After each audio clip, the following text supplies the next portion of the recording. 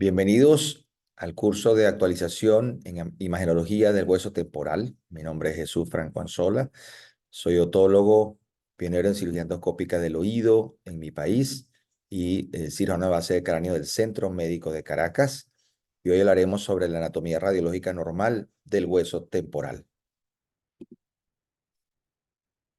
El hueso temporal forma parte tanto de la bóveda craneana como de la base del cráneo. Tiene una conformación anatómica extraordinariamente compleja. E iremos revisando cada uno de estos detalles desde el punto de vista anatómico y su correlación desde el punto de vista radiológico. Es un hueso que va a contener los órganos propiamente del laberinto membranoso, tanto la cóclea como los órganos del equilibrio. Va a tener un sistema neumático interno eh, de desarrollo variable de entre una persona y otra, y va a contener también un trayecto importante del nervio facial. Hoy hablaremos sobre hueso temporal en general, la anatomía radiológica del oído externo, el oído medio, el oído interno, el nervio facial, los canales y fisuras propios del hueso temporal, las suturas extrínsecas e intrínsecas del hueso y cómo correlacionar todas estas estructuras anatómicas con las fracturas del hueso temporal. Entonces, como les comentaba, el hueso temporal forma tanto de la bóveda como de la base del cráneo. Tiene fundamentalmente una cara externa, una cara superior, una cara inferior y un vértice anterior a nivel del peñasco, y presenta cuatro apófisis. Una apófisis cigomática, que forma raíz de la arcocigomática, la apófisis vaginal del hueso timpanal y la apófisis mastoides, que no está desarrollada en el momento de nacer. Adicionalmente tendremos la apófisis estiloides. Rápidamente nos damos cuenta que este hueso tiene dos porciones muy distintivas. Una porción superior plana, que es la escama del temporal, que tiene una formación, un inicio, una embriología con una osificación membranosa y una porción piramidal, que es el peñasco fundamentalmente, que va a sufrir una osificación endocondral y que va a contener la cápsula óptica, que es un hueso muchísimo más sólido. Si miramos el hueso temporal visto desde arriba, vemos sus límites anatómicos, nos damos cuenta rápidamente también que tanto esta porción escamosa como esta porción petrosa van a formar parte tanto de la bóveda como de la base del cráneo. Y entre estas dos porciones, desde el punto de vista embriológico, va a ocurrir una fusión y va a quedar una sutura entre las dos.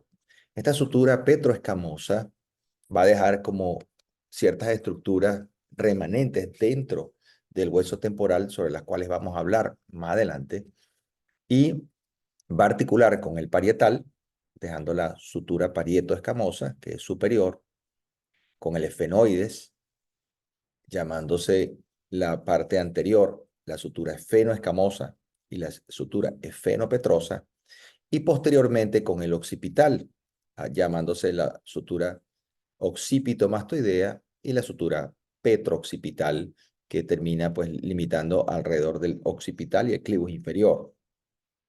Como les comentaba, este hueso contiene un conjunto de estructuras y de allí que la importancia de sabernos ubicar anatómicamente dentro del hueso.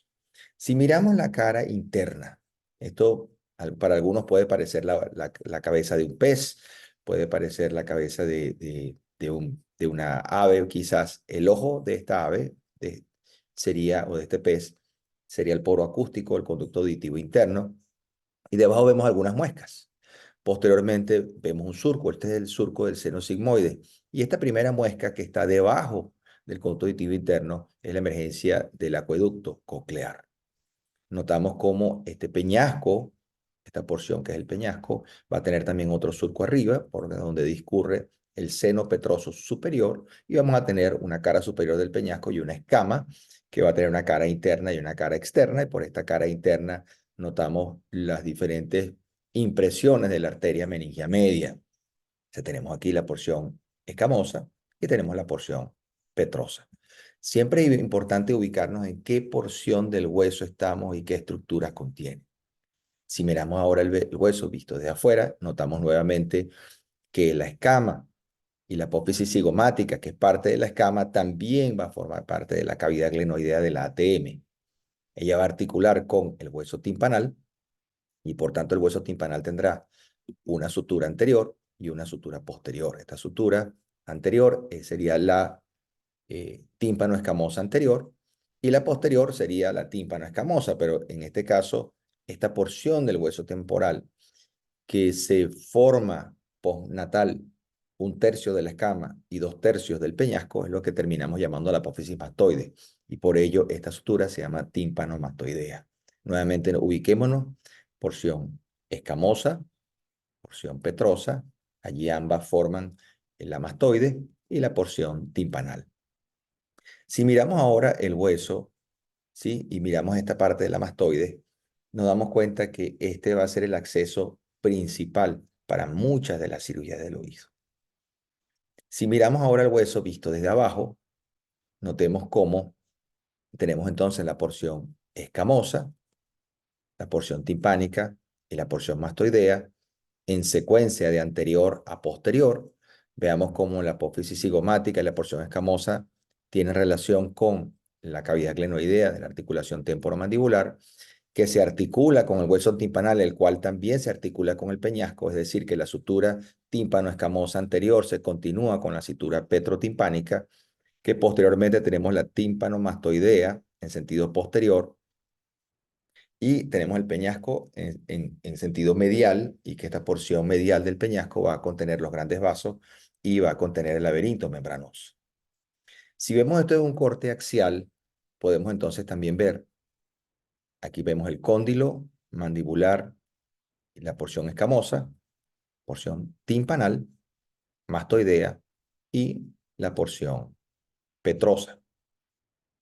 Y ahora si lo vemos en sentido anterior, visto de adelante, vemos cómo emerge aquí tanto la trompa de Eustaquio en la porción, digamos, del protímpano, la porción ósea de la trompa, como la emergencia del canal carotidio en la punta del peñasco. Veamos entonces también que hay una porción escamosa que es externa, una porción timpánica, una porción que es petrosa, que es medial, y posteriormente en el, vamos a decir, en el esquema anatómico la mastoide, que no la vemos en este corte, por el sitio pues donde nos encontramos. Nuevamente veamos entonces cortes axiales y coronales, y dentro de esos cortes axiales notamos que hay un conjunto de cavidades y estructuras que componen el hueso por dentro. En primer lugar, un conducto que es tortuoso, que tiene un componente óseo y un componente, vamos a llamarlo fibroadiposo, fibrocartilaginoso, que es el conducto auditivo externo, un segundo espacio que es el oído medio, y por último notaremos entonces que hay unas estructuras cuyo componente tiene una densidad que parece una densidad, vamos a decir, líquida, homogénea, que no es más que el oído interno. Este oído externo, si lo vemos ahora en amplificación de esta imagen coronal, notaremos que este conducto tiene diferentes tortuosidades y va a tener además prosidencias tanto de la pared anterior, la pared inferior, y esto va a hacer más fácil o más difícil la visualización de la membrana timpánica, que apenas es visible en estos cortes y que va a afectarse por un conjunto de patologías, tanto de la porción fibrocartilaginosa como de la porción ósea, como pueden ser, por ejemplo, la presencia de exostosis, la presencia de osteomas, las estenosis, entre otras. La membrana timpánica, como les comentaba, usualmente es apenas visible. Cuando es francamente visible la membrana, usualmente está en un estado postoperatorio o hay una presencia de tímpanoesclerosis. Esa membrana se va a articular en sentido superior con esta espolón óseo, que no es tal, sino que esta estructura, al ser cortada en un sentido coronal, da esta imagen de espolón, que es lo que llamamos el espolón retrotimpánico o el escutum. E inferiormente se va a articular en la porción del tímpano, en donde el sulcus timpánico. Se va a articular igualmente con el mango del martillo, y vamos a tener una porción inferior que va a ser la pars tensa y una porción superior que es la pars flácida. Si vemos un corte ahora un poco más posterior, notaremos también que hay toda una cavidad que se extiende desde el tegmen timpani hasta, vamos a decir, el piso del hipotímpano, y en relación a esta apertura o esta escotadura que nos deja la membrana timpánica, tendremos entonces unas cavidades, tanto superior, llamada epitímpano, una equidistante a esta membrana, que sería el mesotímpano, y una inferior, que sería el hipotímpano. Igualmente, si está por delante, sería protímpano, y si está por detrás, el retrotímpano. Nuevamente, notamos cómo esta estructura ósea delgada que recubre tanto la cavidad timpánica del oído medio como también de la mastoide es un hueso sumamente delgado que se puede ver erodado en el caso de las síndromes de hipertensión endocraniana benigno y que puede ser susceptible de fractura, sobre todo en las fracturas del hueso temporal, longitudinales y transversales. Igualmente podemos notar que dentro del epitímpano, en el corte tomográfico no es posible ver los compartimientos que los componen, que son 4. Pero hay uno de ellos que es de particular interés, que se va a encontrar entre el escutum, el cuello del martillo, parte de la cabeza, la pars flácida, y va a estar limitado superiormente por un ligamento o por un pliegue mucoso. Este espacio no es más que el espacio de Prusak, y frecuentemente es la fuente de origen de muchos bolsillos de retracción y colesteatoma. Cuando miramos un corte axial y vemos el oído medio, notaremos que tiene una forma particular. Es como un reloj de arena, una porción más abultada anterior que contiene una estructura ósea y una porción posterior que nuevamente se dilata y entre las dos una estrechez. Entonces, la porción anterior de este reloj de arena es el epitímpano, la porción posterior es el antro mastoideo y la zona estrecha es el aditus ad antrum. Y dentro del epitímpano encontraremos la cabeza del martillo y el cuerpo y la apófisis corta del yunque. Se ve como si fuera una barquilla y una bola de helado. Siempre van a estar perfectamente articulados y no debería quedar un intersticio entre ellos. El espacio de Prusak se encontraría en este lugar y por tanto esto que estamos viendo aquí es el escutum. Nuevamente, está limitado por dentro con un hueso sólido que va a contener las estructuras de la cóclea, el laberinto posterior y el nervio facial, como es el peñasco, y por fuera, en sentido lateral, la porción escamosa y la mastoide. Entonces, este antro mastoideo va a limitar internamente con el laberinto y lateralmente con las celdillas corticales de la mastoide. Si nosotros vemos este reloj de arena de nuevo y lo ampliamos, veremos lo siguiente entonces. Epitímpano, aditus ad antrum, antromastoideo, y cómo limita medialmente con el canal semicircular lateral, que tendrá una porción que mira hacia el epitímpano y una porción que mira hacia el antro. Y veremos entonces también, como les comentaba, que había una sutura eh, petroescamosa y esa fusión entre la escama y la porción petrosa va a dejar un tabique interno dentro del temporal que lo divide. Ese tabique no es más que el septum de Corner que se continúa con el scutum y divide entonces el antro vamos a decir, el tracto central de la mastoide de las celdillas periféricas o corticales de la mastoide. Este proceso de neumatización o este sistema neumático del hueso temporal ocurre por una penetración mucosa epitelial progresiva con una degeneración de la médula ósea y va a dar lugar entonces a un desarrollo de este sistema. Muy interesante cómo puede llenar prácticamente todo el temporal e incluso extenderse hacia la escama o hacia la raíz de la arcada cigomática, incluso hacia el hueso occipital. Lo interesante cuando vemos un paciente y notamos, en el caso de estos son cortes axiales, vemos dos mastoides totalmente distintas. Vemos una totalmente neumatizada y una totalmente ebúrnea o sólida, esclerótica. Fundamentalmente esto es lo que nos dice, nos lleva a interpretar una historia de buena o mala ventilación, de función tubárica y cómo ese oído ha permanecido, vamos a decir, saludable desde la infancia o no. Entonces esa imagen inmediatamente nos debe llamar la atención hacia la presencia o no de enfermedad crónica. En el estado postoperatorio, y lo veremos en las clases con el doctor García Ibáñez, en el caso de que se haga obliteración de la mastoide, va a tener un aspecto similar como si fuera una mastoide esclerótica. Como les comentaba previamente, tenemos una cadena osicular y esa cadena osicular compuesta por el martillo, yunque y estribo. El martillo tendrá una cabeza, un cuello, un manubrio y va a tener una apófisis lateral.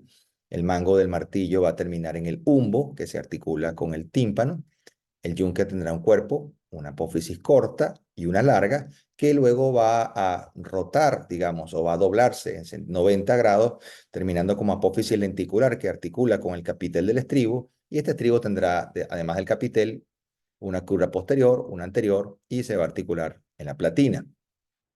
Del punto de vista radiológico, es muy interesante ver cómo se relacionan la cadena osicular con las diferentes estructuras que tenemos alrededor. Veamos, aquí tenemos martillo, yunque y estribo. Tenemos acá la membrana timpánica, un esquema de la membrana timpánica, el canal semicircular lateral, el nervio facial desde el ganglio geniculado, la porción timpánica y posteriormente la segunda rodilla, bajando como la porción mastoidea.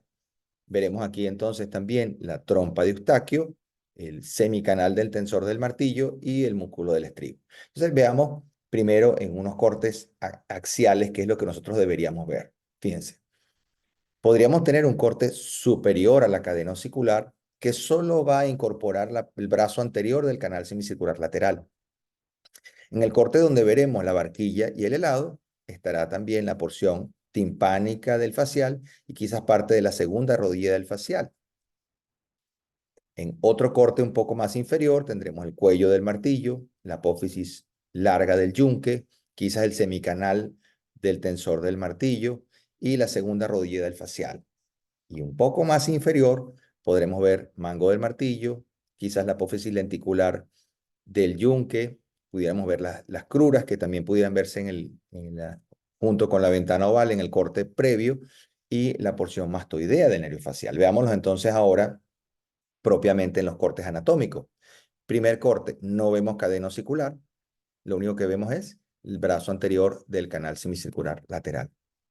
Segundo corte, ya empieza a desaparecer, vemos brazo posterior del canal semicircular lateral, vemos el ganglio geniculado y la primera, vamos a decir, porción timpánica del nervio facial en relación con esta parte alta de la cadena osicular. Notemos como el nervio facial pasa por encima de la cóclea. Entonces, apenas aquí estamos viendo una de las espiras de la cóclea, pero es importante que todavía no vemos propiamente la cóclea.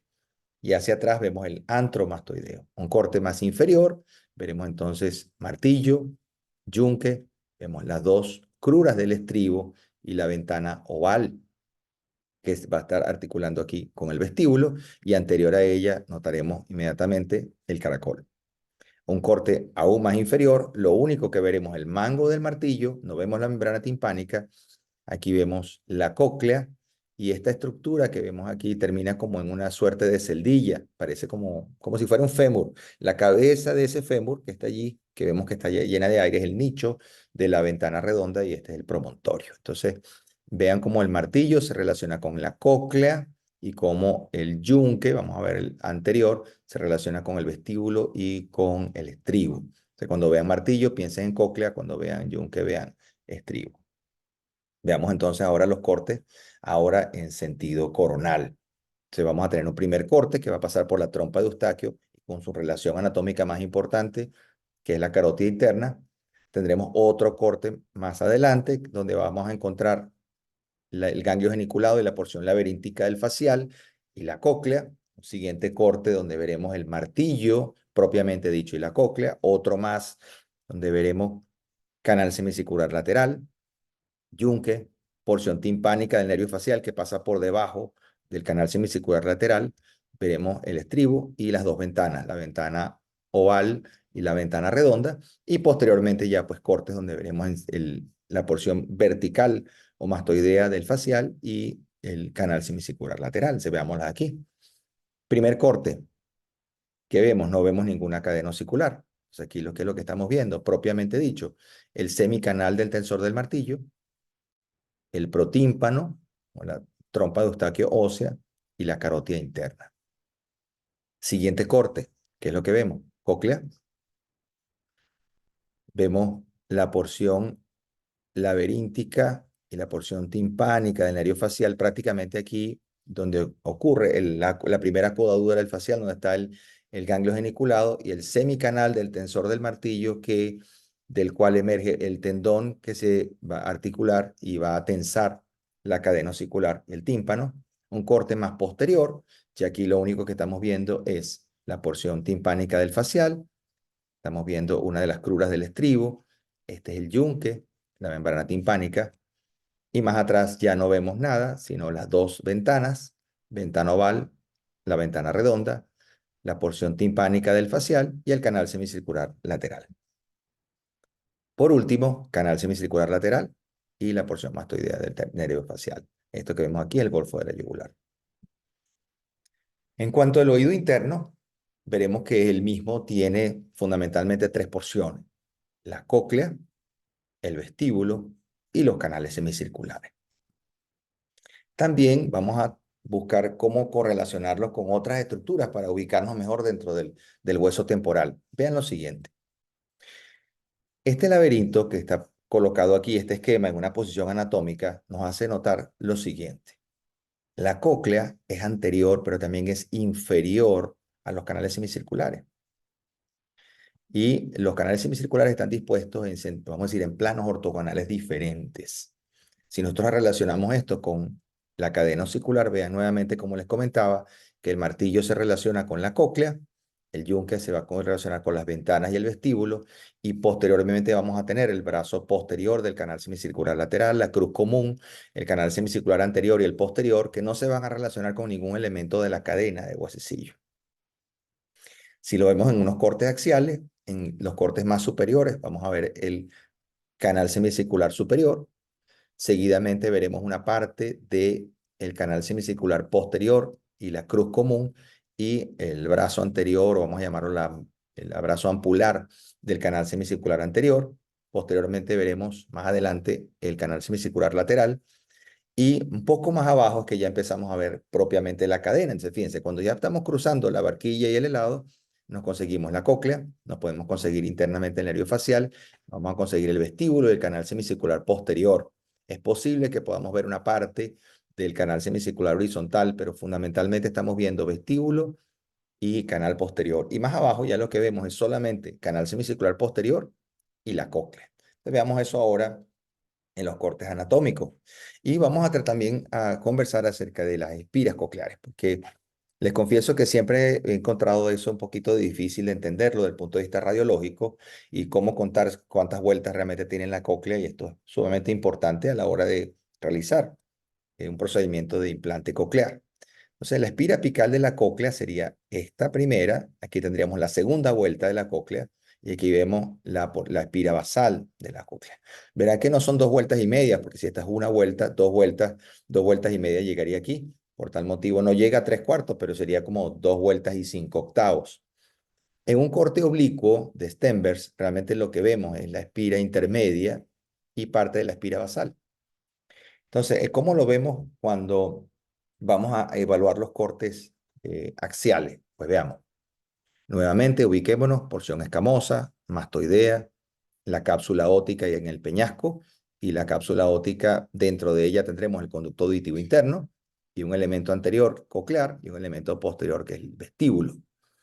Esta cóclea, ¿sí?, internamente tendrá una apertura que da al canal auditivo interno. Es importante evaluar el tamaño de esta apertura, particularmente en comunicaciones anormales entre ellos y la posibilidad de un gusher a la hora de hacer un procedimiento de estapedectomía o estapedoctomía, pero nos interesa mucho más esta estructura interna del caracol y este hueso que se subdivide y forma estas espiras, que es el modiolo.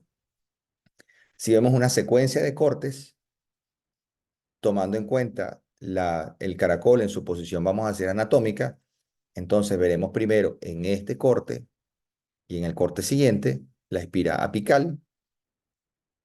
Seguidamente, en varios cortes, veremos la intermedia y por último la espira basal. Veamos qué relaciones anatómicas hay importantes. Bueno, medialmente con el conducto auditivo interno, en sentido posterior con el vestíbulo, en sentido superior y lateral con el nervio facial, tanto su porción laberíntica como la porción timpánica y el ganglio geniculado. Ahora, si vemos magnificada esa espira basal, notaremos que dentro de esa espira basal hay como una línea un poco más clara, ¿sí? Esa línea más clara es la lámina espiral. Y la lámina espiral va a dividir la cóclea en una rampa superior y una rampa inferior. La rampa inferior no es más que la escala timpánica y es allí pues donde debería colocarse un implante coclear. Evaluar esto va a ser sumamente importante y vamos a tomar esto en cuenta también en la imagenología del oído interno para, por ejemplo, enfermedad de Meniere, para entender entonces cuál de estas escalas se va a ver ocupada por el conducto coclear. Medialmente tendremos entonces un hueso sólido que limita con el oído medio, que no es más que el promontorio. Los canales semicirculares, como les había comentado, van a orientarse en planos ortogonales, dos que son verticales y el plano del canal lateral, que está inclinado a unos 30 grados respecto vamos a decir, una línea axial perfecta. Canal semicircular anterior está dispuesto en 45 grados mirando hacia afuera, mientras que el canal posterior está a 45 grados mirando más bien hacia atrás. Aquí vemos el canal anterior, vemos el canal posterior. Y esto lo vamos a evaluar perfectamente en los cortes. Entonces, un corte superior, estos son simplemente el brazo anterior y posterior del canal semicircular superior. No vemos más nada aquí. Esto aquí sería la escotadura por donde pasa el seno petroso superior y vemos son celdillas, vamos a decir, perilaberínticas de la mastoide. Más abajo seguimos viendo el canal y por debajo del canal semicircular pasa el canal petromastoideo que contiene la arteria y vena subarcuatas que van a irrigar toda esta zona de la mastoide y que es un elemento interesante porque pudiera confundirse con una fractura intrínseca del temporal. Seguimos un poco más abajo y ¿qué es lo que estamos notando? Nuevamente, la brazo anterior y posterior, yo diría ya aquí la cruz común del canal de los canales verticales y aquí vemos parte del canal semicircular posterior. Poco más abajo, seguimos viendo entonces ahora canal anterior, canal posterior, cruz común y empezamos a ver canal semicircular lateral. Fíjense cómo están dispuestos en sentidos distintos. En este sentido el anterior, en este sentido el posterior y el lateral en este sentido. Siempre la parte anterior del canal lateral va a ser más superior y la parte posterior va a ser más inferior. Entonces no siempre la vamos a ver en el mismo corte. Este brazo anterior o ampular del canal lateral va a terminar en el vestíbulo, donde contiene el utrículo y el sáculo, los cuales radiológicamente pues no los podemos ver, pero la imagen que deja es como la imagen de un anillo de sello. Ahora bien, desde este vestíbulo, cercano a la cruz común, emerge un conducto que va a acodarse unos 60 a 90 grados y dirigirse en sentido posterior a la fosa ungueal que se encuentra entre el seno sigmoide y el canal semicircular posterior.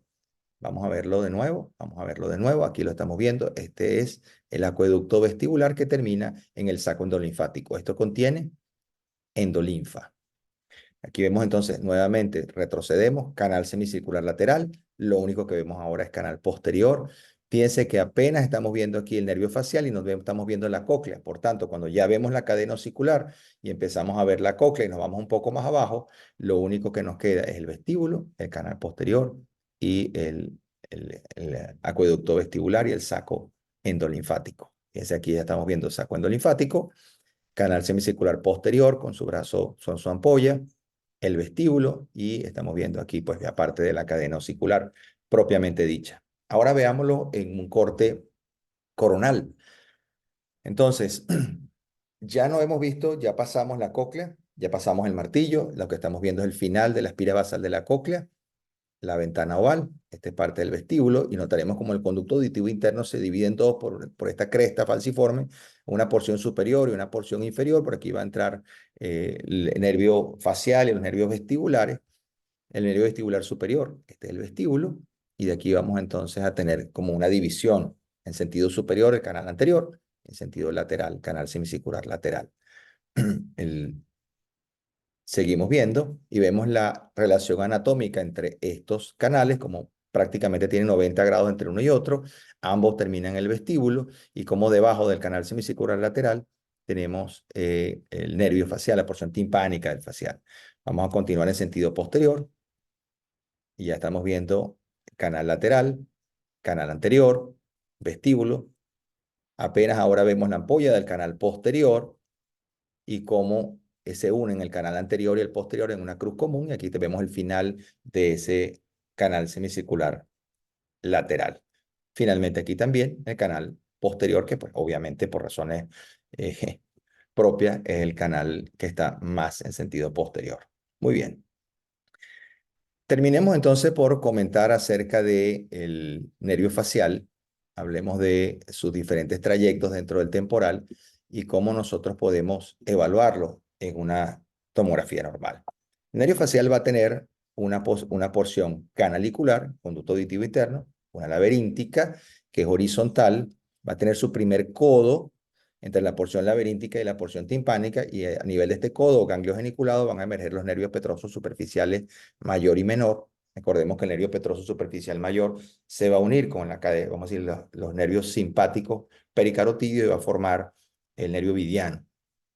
Esta porción timpánica va a discurrir en sentido horizontal y luego se va a continuar con el segundo codo del facial por debajo del canal semicircular lateral para dirigirse en sentido inferior y vertical como la porción mastoidea emergiendo de este canal de Falopio, esta porción intratemporal del facial en el canal estilomastoideo.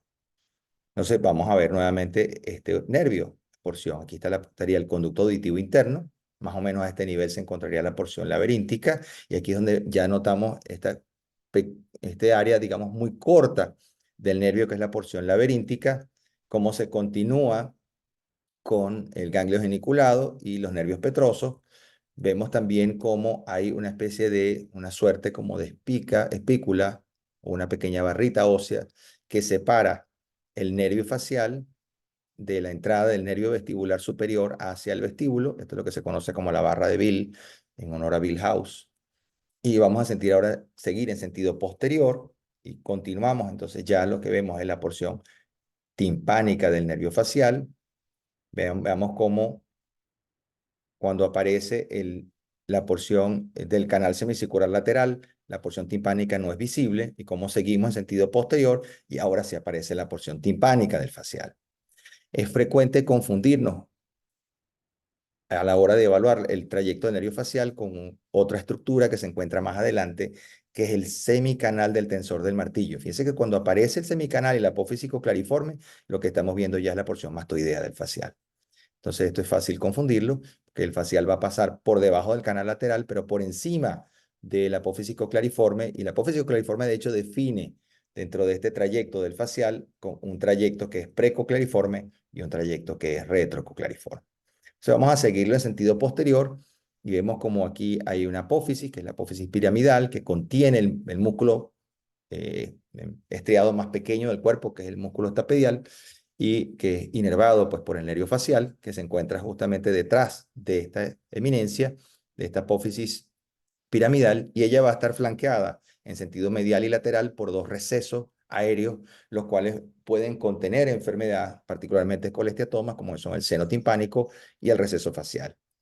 El receso facial, a su vez, va a estar limitado también por el nervio facial en su porción mastoidea y la cuerda del tímpano, y es un acceso hacia el oído medio a través de la mastoide. Seguimos viendo nuevamente la porción mastoidea del facial, ya cómo se relaciona con el golfo de la yugular. Seguimos bajando dentro de esta mastoides, descendiendo, descendiendo. Fíjense que el trayecto es sumamente largo. Y finalmente, ya cuando llegamos al piso, vamos a decir, de este hueso temporal, nos conseguimos la carótida, la yugular, el seno sigmoides como termina como golfo de la yugular, y un poco más adelante ya estamos viendo aquí el agujero estilomastoideo, esta es la mastoides y esta es la apófisis estiloides, es decir, está por detrás de la apófisis estiloide. Si vemos ahora el nervio facial en los cortes coronales, vemos en un primer corte el semicanal del tensor del martillo, el apofísico clariforme, apenas comenzamos a ver la cóclea y aquí está el ganglio geniculado.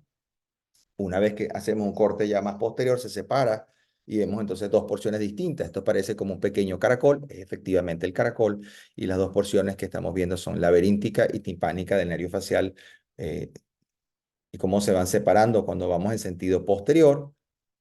Continuando con la porción timpánica del nervio facial, fíjense como ya lo que vemos simplemente un corte, un círculo, no vemos más nada. Aquí ya estamos terminando de ver la cóclea y cuando vamos en sentido posterior, un elemento anatómico para reconocerlo es el canal semicircular lateral. Y seguimos en sentido posterior, terminando ya ese canal lateral, el nervio facial entonces va a tomar una vertiente, una dirección inferior y va a terminar como la porción mastoidea del facial. Bien, entonces terminemos ya estos últimos 5 minutos para hablar sobre los traumatismos del hueso temporal. Entonces, cualquier traumatismo craneal puede producir una fractura en la base de cráneo. Todos conocen lo que es un otohematoma, un hemotímpano. Todos conocen lo que es el signo de Battle, que es la equimosis a nivel de la mastoide, pero no siempre interpretamos que los traumatismos o las fuerzas que se aplican tanto en sentido anterior o posterior pueden fracturar la base de cráneo. Es común que las fracturas o los traumatismos que vienen de posterior hacia anterior hagan una fractura a nivel del occipital, atraviesen el foramen magno y continúen como una fractura transversa del peñasco, como también las fuerzas laterales puedan también fracturar la porción neumática del temporal y llegar prácticamente a la punta del peñasco. Estos traumatismos que hacen este tipo de fracturas, tanto longitudinales como transversales, también pueden venir desde la parte anterior. ¿Ok? Entonces, ¿cuáles serían esos signos directos de una fractura? Lo primero que notamos, obviamente, es la fractura en sí misma, pero es difícil en algunas ocasiones distinguirla de las suturas y los canales propios del hueso temporal. Vamos a ver eso más adelante. Vamos a conseguir velamientos que van a estar separados por burbujas, pero sobre todo vemos aire por fuera de la porción neumática del temporal. Entonces vemos aire dentro de los tejidos blandos, vemos aire dentro del ATM, vemos aire dentro del laberinto, vemos que se luxa la cadena de huesecillo. Todos estos son signos directos de fractura. Aquí vemos fracturas propiamente del hueso timpanal, por ejemplo, y acá vemos como hay aire dentro, por ejemplo, en este caso, de la escala vestibular y dentro del vestíbulo. Este es un neumolaberinto. Vemos también aquí fractura del hueso timpanal. Vemos aquí probablemente una imagen de velamiento parcial en el conducto auditivo que probablemente corresponda a un hematoma allí. Y vemos el velamiento de estas celdillas que puede corresponder tanto a sangre como a líquido cefalorraquídeo. Nuevamente, aire donde no debería haber. Esta es la cavidad glenoidea, en la TM no debería haber aire, como tampoco debería haber un neumoencéfalo. Son signos indirectos. Entonces, ¿cómo sabemos si es una fractura o no es una fractura? Bueno, el temporal va a tener, como dijimos, suturas extrínsecas y también suturas intrínsecas. La más importante es la petroescamosa y las suturas timpánicas, pero también hay estructuras de forma lineal. Ya hablamos del nervio facial y sus ramas, de los nervios vestibulares, el nervio vago, que tiene un canalículo muy pequeño, inferior, que puede ser de interés, pero hay dos estructuras que se pueden confundir con fracturas transversas que atraviesen propiamente el peñasco, como son el acueducto coclear y el vestibular. Y por último, pues hablamos también, ya se los mostré, la arteria subarcuata. Entonces, la primera cosa que podemos hacer es lo siguiente. Ubiquémonos en este corte, es un corte axial. Vemos aquí la mastoides, vemos el conducto auditivo externo y vemos en la punta del peñasco. Entonces, el peñasco va a articular por fuera con la escama y va a articular por dentro con el occipital. Y la estructura principal que contiene este peñasco en sentido anterior es la carótida. Entonces la carótida va a tener, digamos, una sutura que va a ser lateral a ella y lateral a la trompa de Eustaquio como tal, que es la sutura esfenoescamosa, y una que es medial, que va a estar separada la carótida primero por un hueso de esa misma punta del peñasco, que puede o no estar neumatizado y forma parte de esta sutura, que es la sutura petrooccipital. O sea, la petrooccipital es medial y la esfenoescamosa es lateral. Por detrás la mastoides articula con el occipital y da esta sutura, que es la sutura lamboidea, que es la misma sutura occipito-mastoidea. Veámoslos nuevamente. Vemos la carótida, peñasco, conducto auditivo externo, porción timpanal, porción mastoidea. Y notamos entonces también lo siguiente: sutura fenoescamosa, sutura petrooccipital. Y noten como el acueducto coclear, ¿sí? Si bien el acueducto vestibular comenzaba a nivel del vestíbulo, a nivel casi de la cruz común y se dirigía en sentido posterior, el acueducto coclear se dirige totalmente recto y en sentido medial.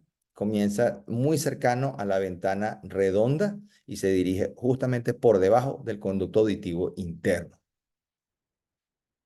Nuevamente, sutura petrooccipital. Por aquí estaría la esfenoescamosa, que tenemos la sutura tímpano-escamosa. Y por último, el canal semicircular anterior y la arteria subarcuata.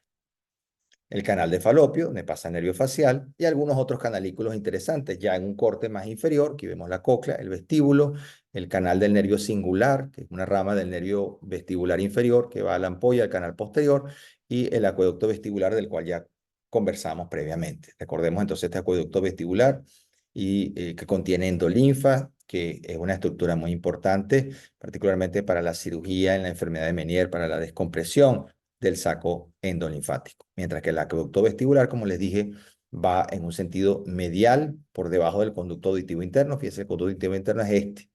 Estamos en un corte ahora inferior y él va derechito y contiene básicamente perilinfa, líquido cefalorraquídeo, este acueducto coclear.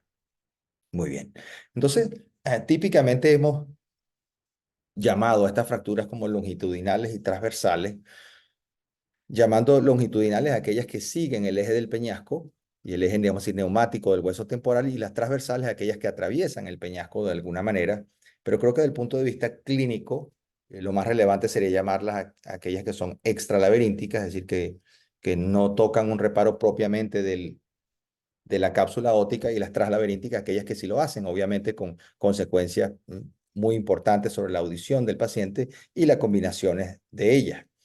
Entonces, fíjense, esta es una fractura extralaberíntica y esta es una sutura es una fractura translaberíntica. En ambos casos hay fractura, pero esta es una fractura transversa translaberíntica y esta es una fractura longitudinal que es extralaberíntica, como suelen serlo. Pero fíjense, ahora tenemos aquí dos fracturas totalmente transversas, una que no toca la cápsula óptica y otra que destruye la cápsula óptica.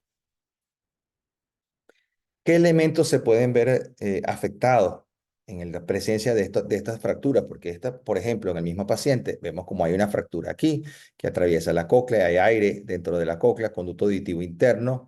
Vemos acá cómo continúa en sentido posterior, este es el canal posterior. Aquí tenemos el canal lateral, vemos cómo atraviesa justo en este punto, apenas vemos la espira media de la cóclea. ¿Y es qué es esto? Esta es la porción laberíntica del facial, aquí está el ganglio geniculado con la primera parte de la porción timpánica, y aquí esta fractura atraviesa el ganglio geniculado y perfectamente puede producir una parálisis facial. Se continúa hacia adelante y puede llegar incluso hasta el clivo y puede producir una fístula del líquido cefalorraquídeo dentro del esfenoide. Pero vemos en sentido lateral cómo afecta aquí probablemente el líquido cefalorraquídeo, la barquilla y el helado están separados. Tenemos una luxación de la cadena osicular y tenemos una fractura del escutum que termina en la cortical y que atraviesa las celdillas periféricas de la mastoide. ¿Sí? Entonces podemos ver todas esas estructuras que se ven comprometidas. Las fracturas longitudinales, como dijimos, entonces pueden producir fractura propiamente del hueso timpanal, de la escama o de la mastoide, y que se dirigen hacia adelante, hacia adentro, y en algunos casos muy severos pueden atravesar la base del cráneo y llegar al otro lado de la cabeza. Entonces, que tenemos aquí una fractura del hueso timpanal, una fractura relativamente pequeña, aire dentro de la ATM, aquí vemos aire dentro de la cavidad glenoidea y un desplazamiento de ese elemento anterior del hueso del tímpano que está sublujado. Estas fracturas longitudinales, como le dije, podían continuarse y pueden tener trayectos que simplemente atraviesen el cráneo de lado a lado, dependiendo de la cantidad de energía que se haya aplicado. Entonces, esta es una fractura longitudinal típica, estructuras que vemos aquí afectadas, la articulación incudo-malolar y posiblemente el nervio facial, aunque más o menos un 10% de estas fracturas pueden producir parálisis facial como tal, y en el caso de las transversas puede llegar hasta el 50%. Esa luxación de la cadena, vamos a repasarla de nuevo. Esta sería una cadena o una articulación incudo-malolar normal. Aquí hay una luxación y esa luxación puede ser mucho mayor. En este caso prácticamente es una abulsión del yunque completa, y en algunos casos hemos visto cómo la porción escamosa y la porción petrosa del hueso temporal se separan. Hay una diástasis entre ellos, queda separado el martillo por un lado y el yunque, el estribo queda muchísimo más abajo, y vemos cómo se separan los dos. Es como si el tímpano quedara estirado y vemos entonces cómo hay una disrupción de la cadena osicular. Esta luxación o disrupción de cadena, fíjense por ejemplo en este corte que deberíamos ver aquí parte del yunque, no lo vemos, no lo encontramos. Aquí está el yunque, fíjense, aquí está el martillo, este es el conducto auditivo externo, aquí hay una fractura del hueso timpanal. Y vemos aquí otro ejemplo si bien esto es un traumatismo diferente, esto ocurre por un hisopo, por un Q-tip, este hueso que estamos viendo dentro del vestíbulo en este corte coronal no es más que la platina del estribo, como si fuera una platina flotante por un hisopo que ha empujado el estribo hacia adentro, y vemos lo mismo en este corte axial. Este es el estribo que está por dentro, ¿sí? Totalmente dentro del vestíbulo. Bueno, vamos a ver entonces estas luxaciones de la cadena. Fíjense, por ejemplo, aquí a nivel de pinipánico no vemos el martillo. Lo que estamos viendo es el yunque, que era la barquilla, y el martillo está aquí dentro del conducto auditivo. O sea, ha habido una evolución completa del martillo. O sea, que podemos conseguir muchísimas variantes diferentes. ¿Qué otra cosa nos interesa ver? Bueno, y que le interesa mucho a los neurocirujanos, la presencia de una fístula, con por supuesto hay un riesgo de meningitis en estos pacientes. Entonces, estas fisuras, estas fracturas del tegmen mastoideo y del tegmen tímpani ocurren típicamente en sus zonas más delgadas, y es allí donde podemos ver estas disrupciones que en ocasiones son difíciles de evaluar, pero pueden ser únicas o múltiples, como vemos acá o que vemos en el corte B. El nervio facial, por su parte, lo habíamos comentado, que se podía lesionar tanto en las fracturas longitudinales como en las fracturas transversales. Esta es una fractura que tiene un componente longitudinal que llega hasta el ganglio geniculado y que puede afectarlo tanto en esa porción como en la porción timpánica. Pueden haber también lesiones vasculares. No olvidemos que estos son pacientes que están sufriendo un traumatismo craneoencefálico. Muchos pueden estar en la terapia intensiva, y estas fracturas, como les dije, pueden llegar también hacia la fosa anterior. Vemos aquí como hay mucho enfisema dentro, por ejemplo, de la órbita en este paciente, y este paciente en particular, la fractura llegó hasta el canal carotidio, fractura la carótida, y entonces allí podemos conseguir también otro tipo de lesiones y otras consecuencias, como por ejemplo la fístula carótido cavernosa. Por último, las fracturas transversas, como les dije, podían ser intra o trans o extralaberínticas, y que pueden tener diferentes trayectos. Nos interesa a la hora de pensar en ellas, obviamente, desde el punto de vista clínico, hay implicaciones desde el punto de vista auditivo. El paciente está usualmente cofótico y está vertiginoso con un nistagmo, vamos a decir, parético de ese laberinto. Vamos a conseguir un neumolaberinto. Esto es importante y ya sabemos pues qué consecuencias esto va a tener desde el punto de vista de la audición del paciente. Entonces vamos a terminar con este pequeño test. ¿Qué tipo de fractura piensan que ustedes que sea? Vamos a ubicarnos. Este es un oído derecho, es un corte axial, este es el peñasco, aquí estaría la cápsula óptica, esta es la escama, la mastoides está aquí, y este es el trazo de la fractura. Entonces este trazo de fractura es una fractura longitudinal, y lo que vemos es una luxación incudo-malular. Y aquí vemos otra fractura, otra nuevamente, una fractura longitudinal. Esto es lo más común que van a ver. Y vamos a ver una más. Vemos que hay dos fracturas aquí, ambas fracturas longitudinales. Así que con esto hemos hecho un recuento, un repaso anatómico de lo que es la anatomía radiológica del hueso temporal. Es un abreboca para nuestros profesores internacionales, que pues nos van a deleitar y nos van a nutrir y nos van a enseñar a poder analizar mejor las diferentes patologías que pueden afectar ese hueso. Y por su atención, muchísimas gracias.